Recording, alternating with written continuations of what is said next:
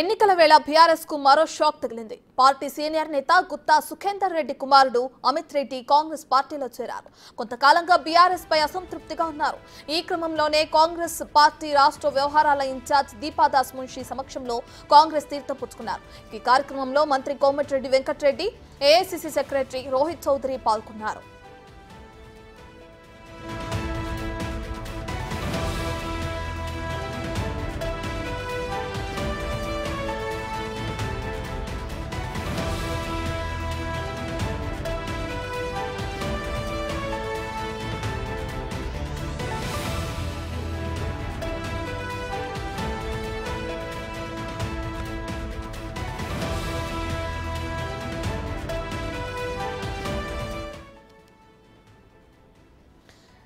ఎన్నికల వేళ బీఆర్ఎస్ కు మరో షాక్ తగిలింది. పార్టీ సీనియర్ నేత గుత్తా సుఖేందర్ రెడ్డి కుమారుడు అమిత్ రెడ్డి కాంగ్రెస్ పార్టీలో చేరారు.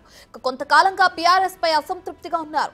ఈ క్రమంలోనే కాంగ్రెస్ పార్టీ రాష్ట్ర వ్యవహారాల ఇన్ఛార్జ్ దీపాదాస్ మున్షి సమక్షంలో కాంగ్రెస్ తీర్థం పుచ్చుకున్నారు. ఈ కార్యక్రమంలో మంత్రి కోమటిరెడ్డి వెంకటరెడ్డి, ఏఐసీసీ సెక్రటరీ రోహిత్ చౌదరి పాల్గొన్నారు.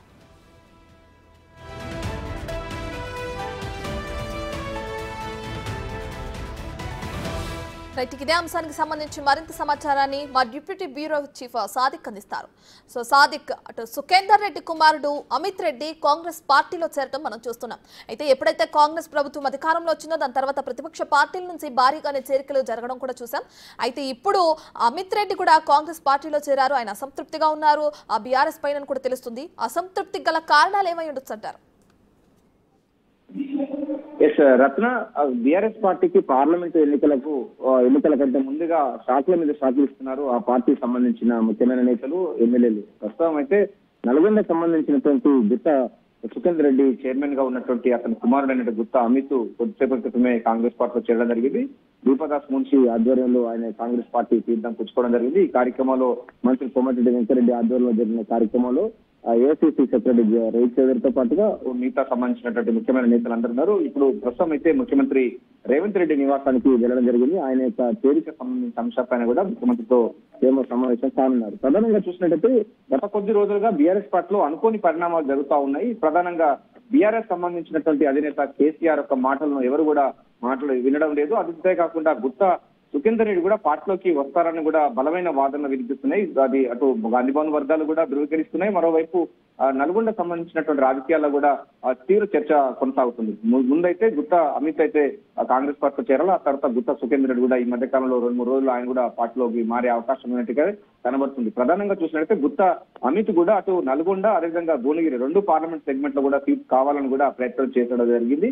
దీనికోసం గుత్తా సుఖేందర్ రెడ్డి కూడా పావులు పరిపాలనని కూడా బలమైన వాదన కూడా వినిపిస్తున్న తరుణంలో గుత్తా అమిత్ ఇప్పుడు పార్లమెంటు ఎన్నికలకు ఆల్రెడీ అభ్యర్థుల యొక్క పేర్లు ఖరారైనప్పటికీ ఆయనకు తాజాగా కాంగ్రెస్ పార్టీలో చేరడం అయితే ఆయనకు కొంత అయితే చాలా మంచి పరిణామం అని చెప్పొచ్చు. అంతేకాకుండా కాంగ్రెస్ పార్టీకి మంచి పరిణామం అని చెప్పొచ్చు. ఎందుకంటే నల్గొండ జిల్లాలో బలమైన నాయకులు ఉన్నటువంటి కోమటిరెడ్డి బ్రదర్స్ తో పాటుగా గుత్తా ఫ్యామిలీ కూడా కాంగ్రెస్ పార్టీగా తోడైతే ఇక కాంగ్రెస్ పార్టీ హవా అన్నది అక్కడ మరింత బలం చేకూర్చే అవకాశం ఉంది. అటు నల్గొండ, భువనగిరి 2 పార్లమెంట్ సెగ్మెంట్ కూడా కాంగ్రెస్ ఖాతాలో చేరడానికి పూర్తి స్థాయిలో 100% అష్యూరెన్స్ ఇస్తున్నారు ఈ గుత్తా అమిత్ చేరికతో. ప్రధానంగా గత కొద్ది రోజులుగా బీఆర్ఎస్ పార్టీలో అసంతృప్తిగా ఉన్నటువంటి గుత్తా సుఖేందర్ రెడ్డి కానీ, గుత్తా అమిత్ కానీ బీఆర్ఎస్ పార్టీ విధానాలు నచ్చగా, అదేవిధంగా కాంగ్రెస్ 6 గ్యారంటీ స్కీమ్స్ అమలవుతున్నాయి.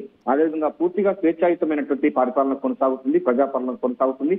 అదేవిధంగా గుత్తా సుఖేందర్ రెడ్డి కూడా కాంగ్రెస్ పార్టీకి సంబంధించిన ఫ్యామిలీ, కాంగ్రెస్ పార్టీ ఫ్యామిలీ, అదేవిధంగా బీఆర్ఎస్ సంబంధించిన పార్టీ 2 పోల్చినట్లయితే కాంగ్రెస్ పార్టీ పూర్తి స్థాయిలో స్వేచ్ఛాయుతమైనటువంటి రాజకీయ వాతావరణం నేపథ్యంలో గత కొద్ది రోజులుగా అయితే స్వేచ్ఛకు కోరుకుంటున్నటువంటి అమిత్ కానీ లేకపోతే గుత్తా సుఖేందర్ రెడ్డి ఇద్దరు కూడా కాంగ్రెస్ పార్టీలో చేరడానికి ఆస్కారం ఏర్పడింది. అందులో భాగంగా తొలుత అయితే అమిత్ రెడ్డి అయితే కాంగ్రెస్ పార్టీలో చేరడం. ప్రస్తుతం అయితే ముఖ్యమంత్రి రేవంత్ రెడ్డితో సంప్రదింపులు మాట్లాడుతున్నారు. ఆయనకు ఎటువంటి పోస్టులు ఇస్తారని కూడా ఇప్పుడైతే రాజకీయ వర్గాల్లో చర్చ కొనసాగుతుంది. రత్న, సాదిక్, అయితే నూతనంగా కొలువుదీరిన కాంగ్రెస్ ప్రభుత్వం పైన అటు ప్రతిపక్ష నేత ఎవరైతే ఉన్నారో కేసీఆర్ ఆరోపణలు చేస్తూ బస్సు యాత్రలు చేస్తున్నారు. కొంతమంది కాంగ్రెస్ నేతలు కూడా ఆయనతో టచ్ లో ఉన్నారని చెప్తున్నారు. ఒకవైపు చూసుకుంటే అటు బీఆర్ఎస్ నుంచి ఒక్కరొక్కరుగా కాంగ్రెస్ లో జాయిన్ అవ్వడం కూడా మనం చూస్తున్నాం.